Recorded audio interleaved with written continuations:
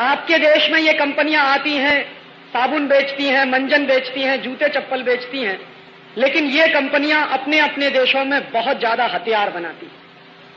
और अमेरिका जैसे देश की आमदनी का सबसे बड़ा हिस्सा हथियार की बिक्री से आता है।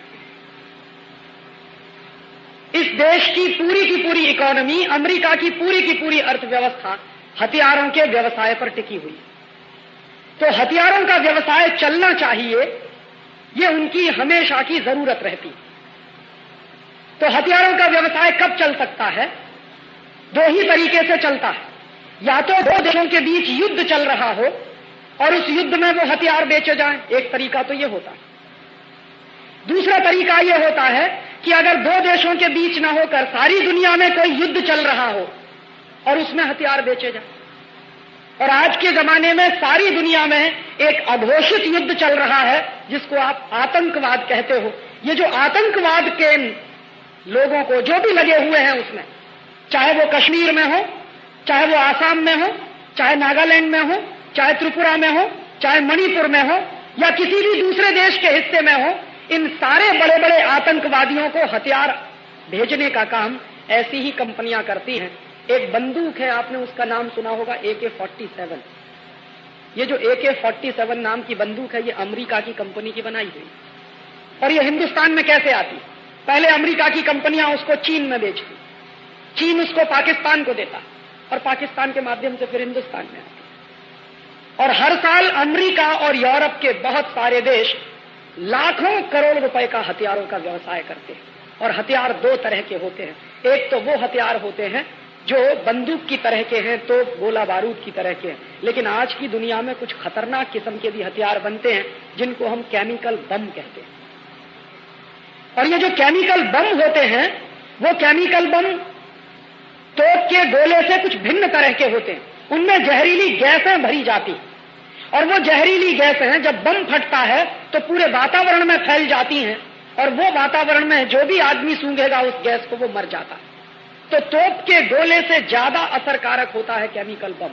और अमेरिका की ढेरों कंपनियां केमिकल बम बनाती हैं। और उन केमिकल बम को बनाने के लिए 2-3 जहरीली गैसें इस्तेमाल होती हैं। एक गैस है, उसका नाम है फॉस्जीन, दूसरी गैस है, उसका नाम है मिथाइल आइसोसाइनेट, और ऐसी 2-3 और गैसें हैं। तो ये जो भोपाल के कारखाने में गैस निकली थी, वो मिथाइल आइसोसाइनेट थी। और मिथाइल आइसोसाइनेट गैस का ये टेस्ट करके देखना हो कि ये कितने लोगों को मार सकती है, ये अमेरिका में नहीं किया जा सकता।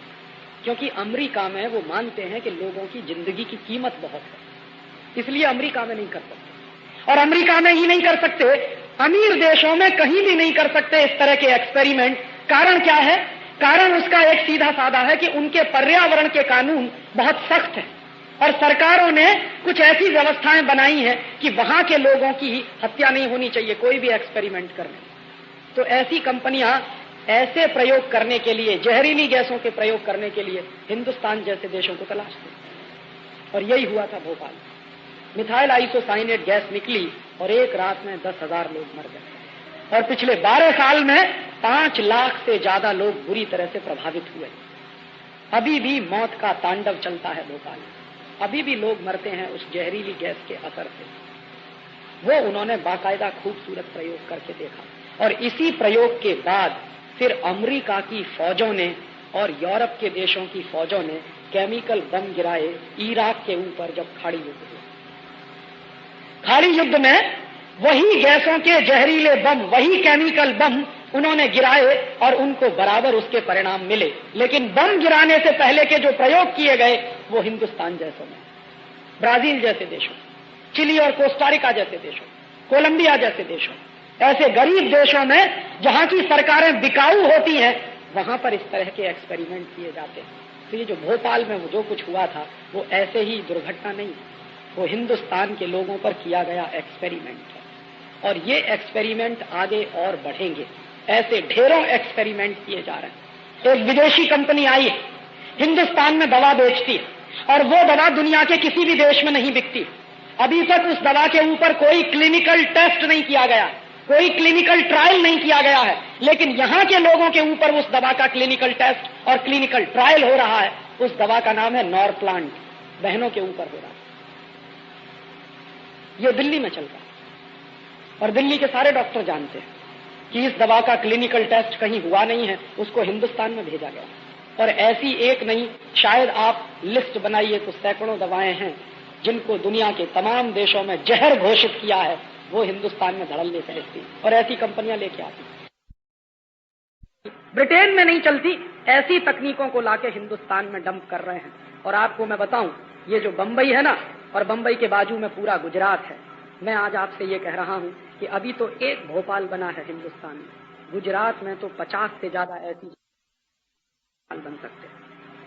आपको मालूम है इस भोपाल, इस गुजरात की कहानी क्या है? ये गुजरात एक जमाने में कृषि प्रधान प्रदेश था, आज पूरा का पूरा प्रदेश केमिकल इंडस्ट्री वाला प्रदेश बन गया।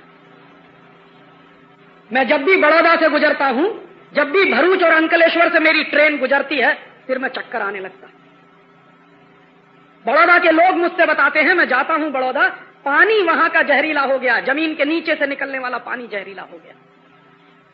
और ऐसे 60 से ज्यादा प्रोजेक्ट गुजरात में चल रहे हैं। वो जो टेक्नोलॉजी आई है विदेशों से, वो दुनिया के सारे देशों में रद्द कर दी गई है, बैन कर दी गई है। वो टेक्नोलॉजी गुजरात में लाई गई है, तमाम जगहों पर उसके कारखाने चल रहे हैं और पर्यावरण का प्रदूषण ही नहीं बढ़ रहा, लोगों के मौत की तैयारी हो रही है। किसी भी दिन आपको पता चलेगा कि दूसरा भोपाल कहीं बड़ौदा में बनेगा या बड़ौदा के आसपास बनेगा। और एक बार बच चुका है, बड़ौदा के पास जो बड़ा प्रोजेक्ट है केमिकल टेक्नोलॉजी वाला, एक बार उसमें ऐसी दुर्घटना हुई है। भगवान की कुछ ऐसी कृपा थी कि उस दिन हवा जो थी वो बड़ौदा से बाहर की तरफ बह रही थी। अगर हवा बड़ौदा शहर के अंदर की तरफ बह रही होती तो बड़ौदा नहीं रहता।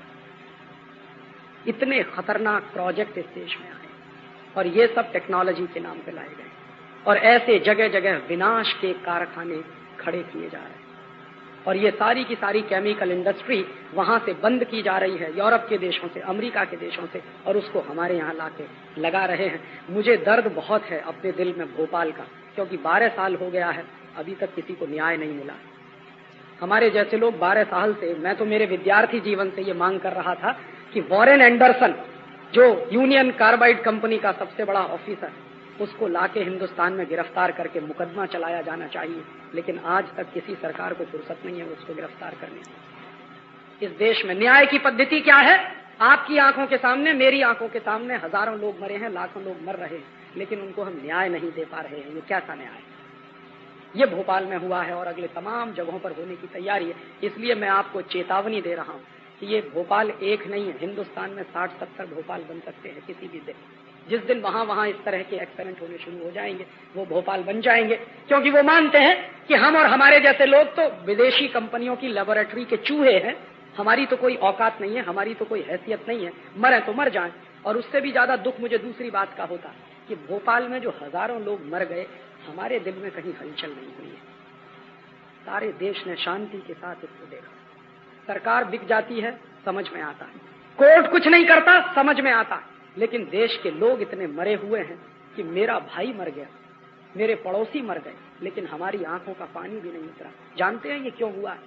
ये मैं मेरे भाषण में जो कह रहा, सिर्फ दुर्घटना नहीं है, भोपाल एक चेतावनी है कि अगले कुछ वर्षों में अगर हम नहीं जगे तो हिंदुस्तान में जगह जगह भोपाल बनेगी। दूसरा सवाल इन्होंने पूछा था कि आप चुनाव क्यों नहीं लड़ते,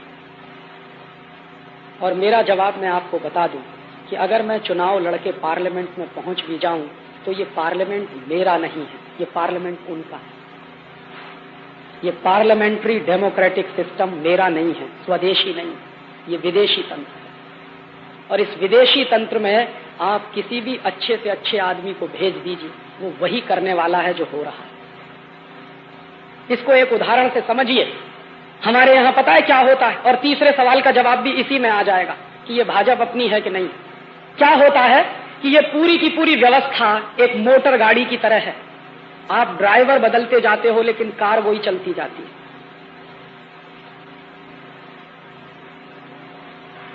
एक ड्राइवर बदला, दूसरा आया, दूसरा बदला, तीसरा आया, तीसरा बदला, चौथा चला आया, चौथा बदला, पांचवा आया, लेकिन आप दुर्भाग्य से वो कार नहीं बदल रहे हो, ड्राइवर बदल रहे हो। तो कार को जो करना है वो करने वाली।